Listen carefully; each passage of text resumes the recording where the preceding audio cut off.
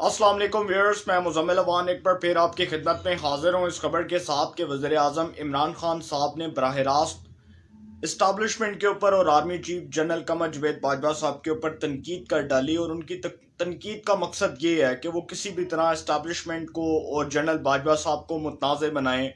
उनको मुतनाज़ करैक्टर के तौर पर सामने लेकर आएँ, उनके इदारे को और उनकी शख्सियत को जिस हद तक वो मुतनाज़ बनाना चाहती हैं वो इस हवाले से जो है वो अपनी कोशिशें कर रहे हैं वज़ीर आज़म इमरान खान साहब। और वो ये क्यों कर रहे हैं, इसकी बुनियादी वजह क्या है, उसके ऊपर तो बात करूँगा कि उन्होंने वज़ीर आज़म साहब ने इस्टाब्लिशमेंट को और आर्मी चीफ को अपने निशाने पर क्यों रखा। अपनी ज़ुबान से निकालने वाला जो जहर है, जो जहर उन्होंने उगला है इस्टाब्लिशमेंट के खिलाफ और आर्मी चीफ जनरल कमर जवेद बाजवा साहब के खिलाफ, वो उन्होंने इस मौके के ऊपर क्यों तनकीद की, ये बड़ी इंपॉर्टेंट डिस्कशन है, इसके ऊपर तो बात करनी है। दूसरा जी, पाक फ़िज़ाइया के हवाले से बहुत इंपॉर्टेंट डे था, एक अहम तरीन जो है वो दिन था कि एयरक्राफ्ट को J-10C पाक फ़िज़ाइया के फ्लीट में शामिल करने का दिन था। और इस हवाले से आर्मी चीफ जनरल कमर जवेद बाजवा पाकिस्तान की जो अफवाज पाकिस्तान है उसके सरबराह और उसके साथ साथ चीफ ऑफ एयर स्टाफ भी मौजूद थे। इस हवाले से तकरीब मुनक्किद की गई, क्योंकि वैसे तो अमूमी तौर पर इसके हवाले से 23 मार्च को जो है ये दिन का इनेकाद होता है, लेकिन इस हवाले से ये जो पाक फ़िज़ाइया के हवाले से जो बड़ी इंपॉर्टेंट डेवलपमेंट हुई है कि J-10C को पाक फ़िज़ाइया के फ्लीट में शामिल करने का दिन था, तो इस हवाले से एक तकरीब का इनेकाद हुआ जिसमें वज़ीर आज़म इमरान खान साहब भी मौजूद थे, आर्मी चीफ जनरल कमर जवेद बाजवा साहब भी मौजूद थे, उसके बाद चीफ ऑफ एयर स्टाफ भी मौजूद थे। तो ये बड़ी इम्पॉर्टेंट जो है वो एक आप कह सकते हैं कि ये एक बड़ा इम्पॉर्टेंट दिन था।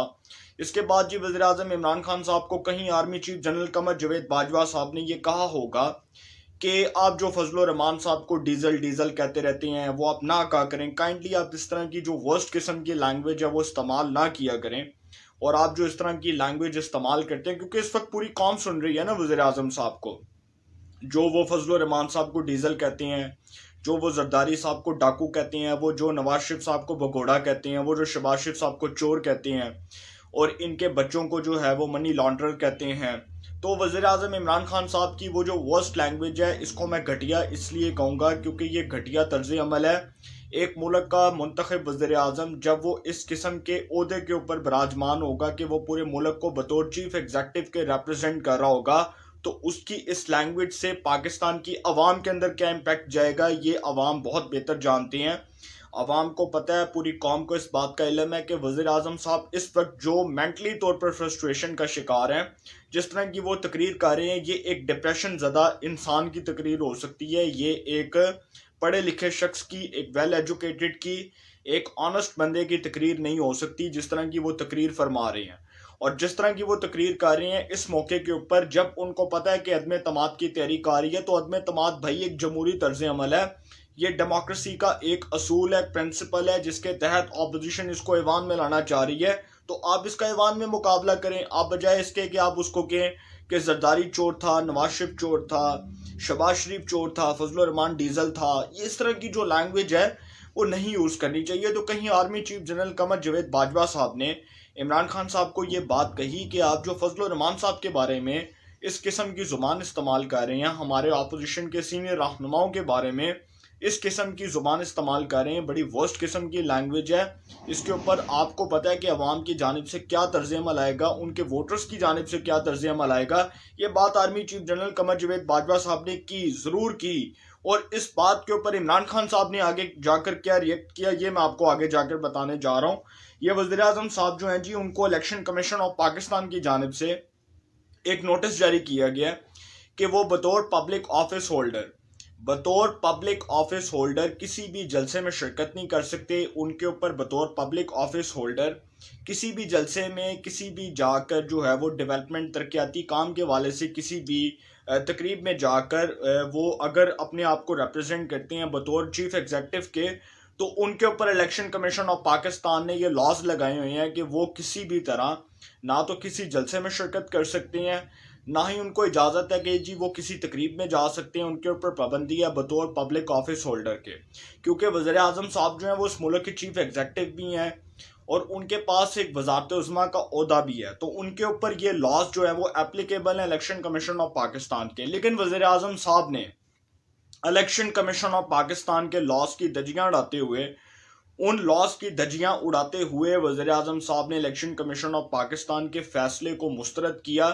और लॉयर दीर के अंदर वो जलसे के अंदर गए, वहां पर जाकर उन्होंने खिताब किया। और लॉयर दीर के अंदर जो जलसा था वो बेसिकली जी महमूद खान साहब भी उसमें मौजूद थे, चीफ मिनिस्टर खैबर पख्तूनख्वा के, वफाकी वज़रा भी इमरान खान साहब के साथ गए हुए थे। तो वज़ीर आज़म साहब ने वहाँ पर जो है ना army chief general Qamar Javed Bajwa साहब की वो बात जो पाक फ़ज़ाइया की तकरीब के दौरान जनरल बाजवा साहब ने इमरान खान साहब को की थी, उसके ऊपर इमरान खान साहब ने दिल की भड़ास निकालते हुए कहा। उधर जो है वो जब वो तकरीब से खिताब करने आए इमरान खान साहब, तो उन्होंने कहा कि ये जो फजल रहमान साहब हैं ये जी डीजल हैं। फजल रहमान साहब को उन्होंने डीजल कहा और उन्होंने कहा कि जी army chief general Qamar Javed Bajwa साहब कहते हैं कि फजल रहमान साहब को डीजल ना कहो, इस शख्स को डीजल ना कहो। तो जब वो तकरीब में बैठे खिताब कर रहे थे इमरान खान साहब, तो वो जो ऑडियंस जो उनका खिताब सुन रही थी, जो अवाम उनका खिताब सुन रही थी, इमरान खान साहब ने उनको कहा कि लगाओ डीजल के नारे, मैं चुप होता हूँ तुम लोग लगाओ। तो डीजल डीजल के नारे लगाए। तो इमरान खान साहब ने कहा कि जी जनरल बाजवा साहब अब मैं नहीं रोक रहा, अब अवाम खुद डीजल डीजल कह रही है। आप मुझे कह रहे थे कि जी फजल रहमान साहब को डीजल ना को, और अब अवाम जो है वो खुद उस फजल रहमान साहब को डीजल कह रही है। ये इमरान खान साहब के अल्फाज थे। इसका मतलब कि वो बराह रास्त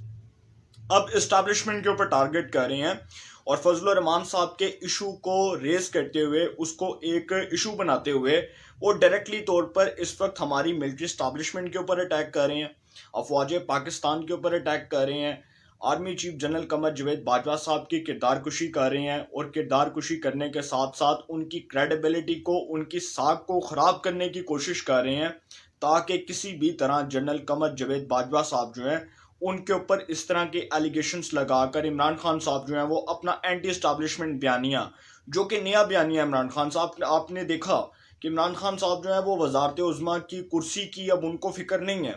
उनको फिक्र अपना इक़्तिदार बचाने की है। वो चाहते हैं कि जी मैं अवाम में जाऊँ, जाकर अपने आप को मसीहा साबित करूँ, पारसा और नेक साबित करूँ और अवाम को जाकर बताऊँ कि जी देखो मेरे साथ कितना जुल्म हो रहा है, अदम एतमाद की तहरीक लाई जा रही है। तो उन्होंने अवाम में जाकर जो है इस किस्म की बातें करना शुरू कर दी हैं इमरान खान साहब ने, और उन्होंने कहा कि जी ये देखें जी अवाम अब डीजल डीजल के नारे लगा रहे हैं। ऐसा आपको शायद इस बात का मालूम होगा कि DGISPR major general Babar Iftikhar sahab ने ये जो पार्लियामेंट के ऊपर हमला हुआ, इस पार्लियामेंट के ऊपर जो हमला हुआ उसी दिन मेजर जनरल इफ्तिखार साहब ने प्रेस कॉन्फ्रेंस की DGISPR ने, और उन्होंने ये सारा जो भारत की जानिब से ये जो पाकिस्तान की सरहदों के ऊपर एक शैतानी चाल चलने की कोशिश की जा रही है और ये जो मियाँ चन्नू वाला वाक़या, इसके ऊपर उन्होंने डिटेल से बात की और इस हवाले से उन्होंने कौम को भी एतमाद में लिया। उसमें हमारे बड़े सीनियर जर्नलिस्ट जो हैं वो मौजूद थे जब वो ख़ताब कर रहे थे और उनसे क्वेश्चंस भी हुए। तो जब एक सहाफ़ी ने सवाल किया कि जी अदम एतमाद के हवाले से बातें हो रही हैं, तो मेजर जनरल इफ्तिखार साहब जो हैं DGISPR के जो DGISPR हैं, उन्होंने जी इस हवाले से बयान दिया। उन्होंने कहा कि जी इस्टेब्लिशमेंट न्यूट्रल है, इस्टेब्लिशमेंट बिल्कुल न्यूट्रल है, फ़ौज का सियासत से कोई ताल्लुक़ नहीं है और फ़ौज को सियासत में ना घसीटा जाए। उन्होंने ये बयान दिया। आज इमरान खान साहब जो हैं वो ये बात करते हैं कि जी वो फजल रहमान साहब जो हैं उसको जी आर्मी चीफ कहते हैं कि जी इसको डीजल ना कहो, ये ना कहो, वो ना कहो। तो अवाम कहती है कि जी डीजल डीजल डीजल, और अवाम इस किस्म के नारे लगाती है। और फजल रहमान साहब से हट के जो उन्होंने नवाज शरीफ साहब के ऊपर इल्ज़ामात लगाए, नवाज शरीफ साहब को, जरदारी साहब को चोर और डाकू कहा, उसके बाद हमजा शहबाज के ऊपर वो जो इल्ज़ामात लगाते हैं, वो सब के ऊपर अपोजिशन के जो जितने भी लीडर्स हैं, लीडरान हैं, उन सब के ऊपर इल्ज़ामात लगाते हैं। तो इमरान खान साहब ने जो है ना वो बेसिकली अफवाज पाकिस्तान के, वो आप कहते हैं कि मोराल को गिराने के लिए, army chief general Qamar Javed Bajwa साहब के मोराल को गिराने के लिए इन दो शख्स जो है ना, इन दो, एक इदारे को और उस इदारे के सरबराह को टारगेट करना शुरू कर दिया। और इमरान खान साहब बेसिकली जो उनका जो पर्पज़ है, जो उनका मकसद है, वो सिर्फ़ और सिर्फ ये है कि किसी भी तरह फ़ौज को और army chief general Qamar Javed Bajwa को अपनी जो है वो अपनी तनकीद की जद में लाएं। उनके खिलाफ जो जहर उगल रहे हैं इमरान खान साहब, ये इसलिए उगल रहे हैं क्योंकि इमरान खान साहब को अब वो हमायत दरकार नहीं है जो कभी हुआ करती थी। वो हाथ,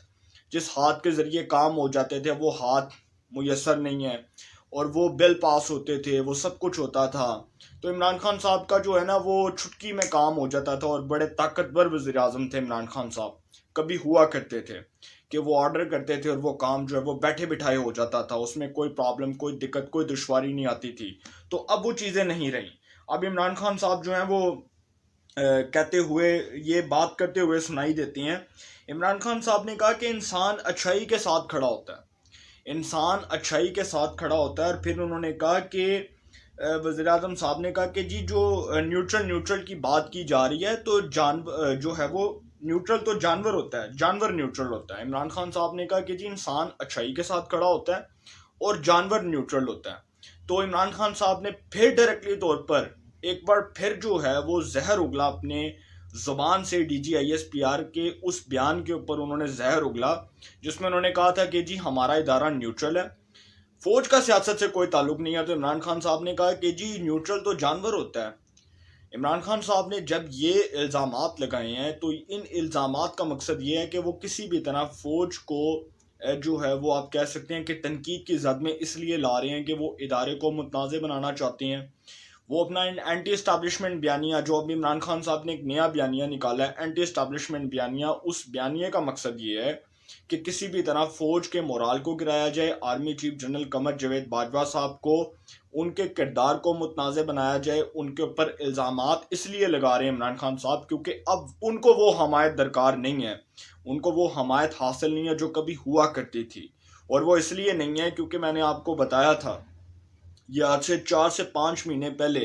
जब मैंने अक्टूबर के अंदर ये व्लॉग किया था, तो मैंने आपको बताया था कि वो नोटिफिकेशन जो इमरान खान साहब रोक कर बैठे हुए हैं, ये इनको बहुत महंगा पड़ेगा और इमरान खान साहब के गोडों में बैठ जाएगी ये बात। और उनको इस बात का इल्म नहीं है कि जो हरकतें वो कर रहे हैं, जिस तरह वो एक इदारे के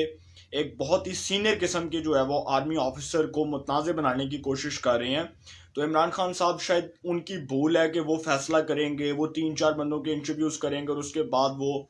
ISI का नया चीफ ले आएंगे। और फैज़ हमीद साहब को तो वो जाने नहीं ना दे रहे थे, वो सबको पता था कि वो पेशावर के अंदर वो कोर कमांड दी गई और उसके ऊपर भी इमरान खान साहब कुछ रिएक्ट करना चाह रहे थे।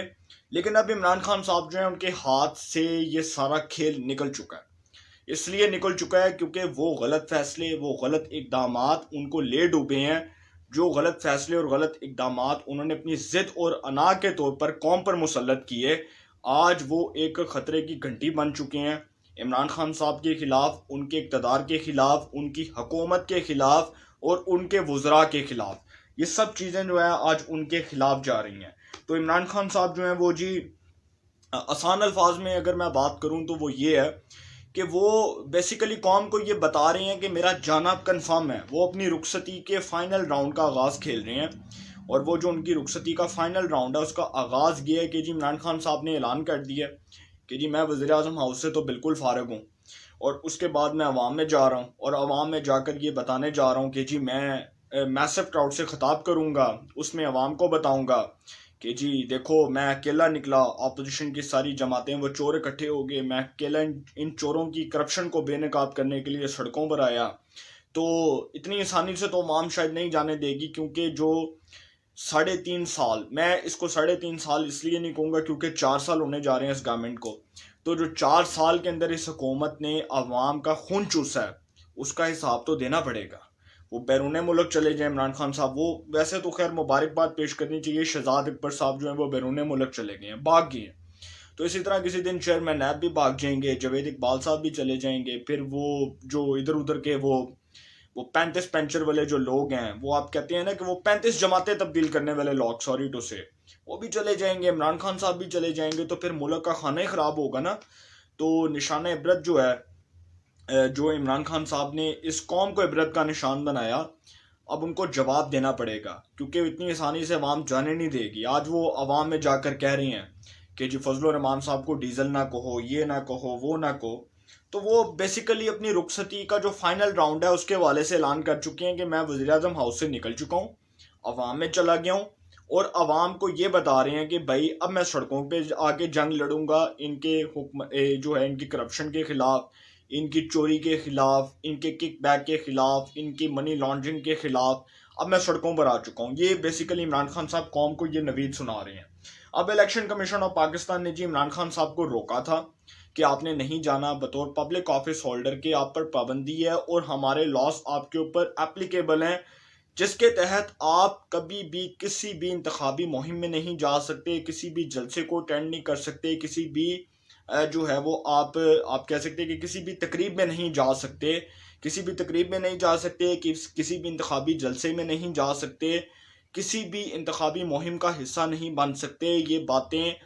बतौर लॉस के इलेक्शन कमीशन ऑफ पाकिस्तान ने वज़ीर आज़म साहब के ऊपर एप्लीकेबल की, जिसकी उन्होंने नफ़ी की, इसको मुस्तरद किया और वो गए लोअर दीर के अंदर जाकर उन्होंने फजलुर रहमान साहब के ऊपर भी अटैक किया, इस्टेब्लिशमेंट के ऊपर भी इल्ज़ामात लगाए, जनरल बाजवा साहब की क्रेडिबिलिटी को भी ख़राब करने की कोशिश की। और फिर इमरान खान साहब जो हैं उनके वाले से अब ये बात आई है कि जी chief minister of Punjab chief minister of KP के